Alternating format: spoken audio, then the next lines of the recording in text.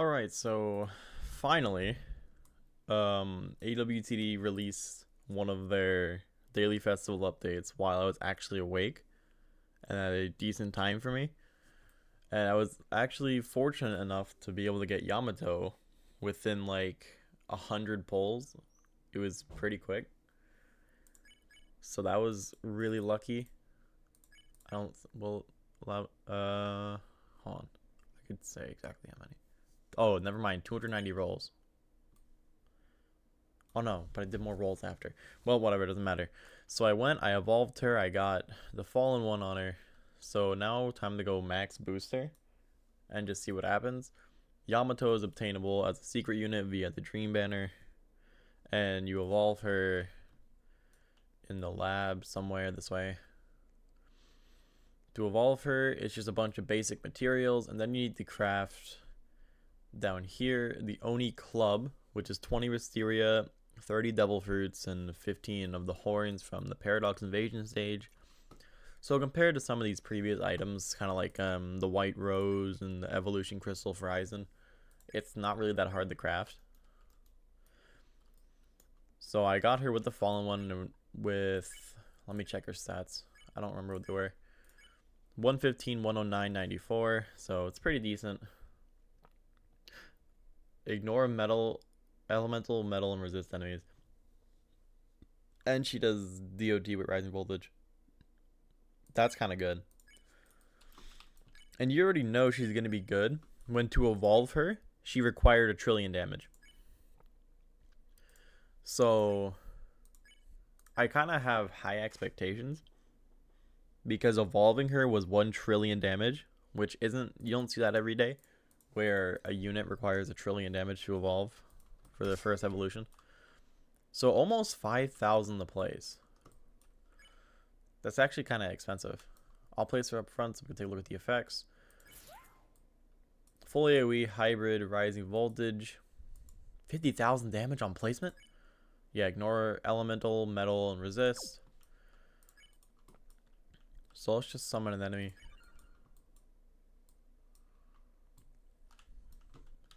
So we're looking at just like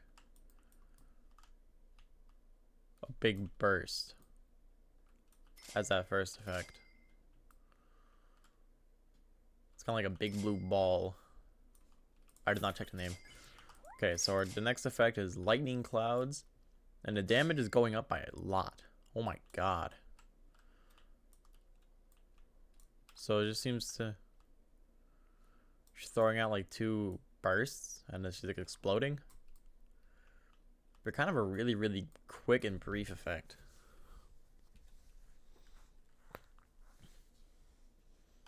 Well, let's keep upgrading her. The damage is climbing so quick. 47,000. Electric tornado.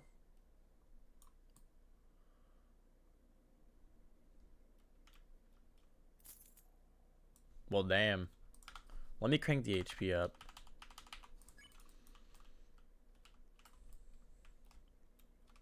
That's a nice effect. And the range is really good too. Keep upgrading. 176,000. That's her max. Doing this much damage already without even buffing her yet, like, that's actually kind of good. So we go and start buffing her. We'll get the King of Bunnies category boosts. We'll get Amu's damage and range boost.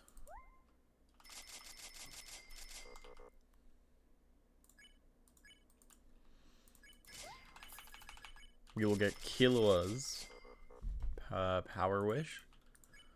And then we'll get Senku's 20% damage. Oh no, 30.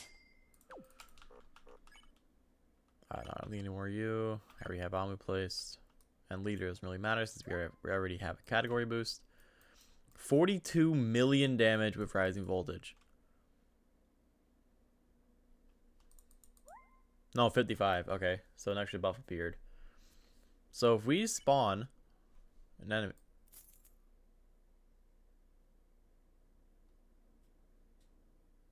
Okay.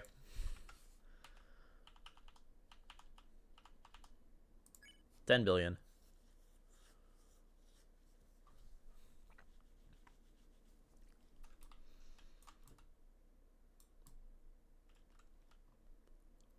Huh.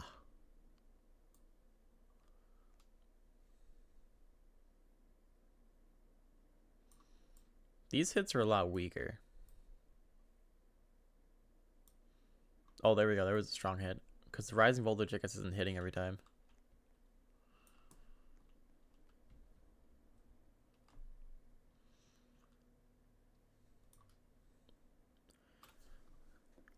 It seems every third hit, or is it every fourth hit that's doing that much damage? Every third hit.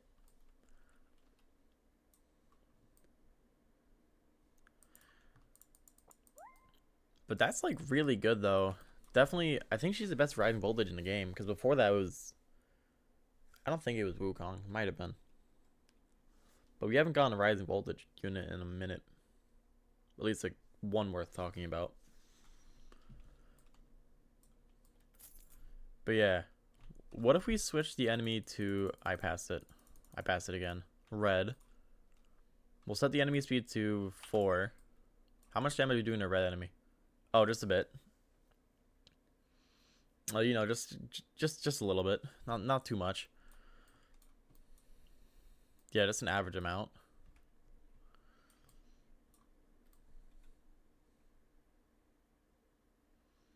Yeah, that's fair. That's completely fair and balanced. Oh my god. Okay, yeah, Yamato's kind of crazy. Like, if you use her for something like, actually for Paradox, she would go hard in Paradox. Paradox, she would go crazy. She would go crazy in Esper. No, Esper City Raid is Esper City Story. If you're going for Xeno. Although I think Saitama would still be a better option than her. But you could use her as a an extra DPS. But yeah, that's kind of shredding enemies, especially when they're red. When it's when they're not red, it takes them a little bit longer. But wow, because now you can use her in Metal Rush, and then you could use her in you can use her you can use her in anything in Abyss actually. Because she takes out metal, she takes out element. So yeah, we'll just spawn a metal enemy. Doing all that damage to metal. Oh my god.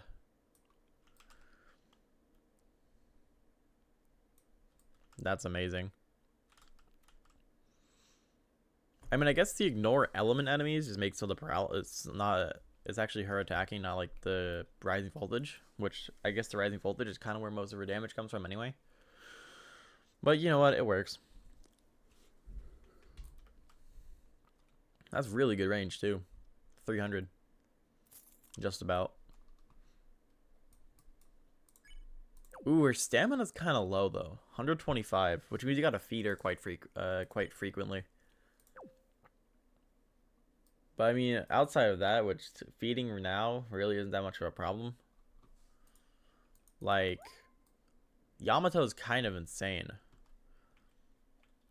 Like, honestly, whenever they sneaked it, I was thinking Yamato, but then people kept saying that it was supposed to be a battle pass unit, which kind of made me think it wasn't Yamato.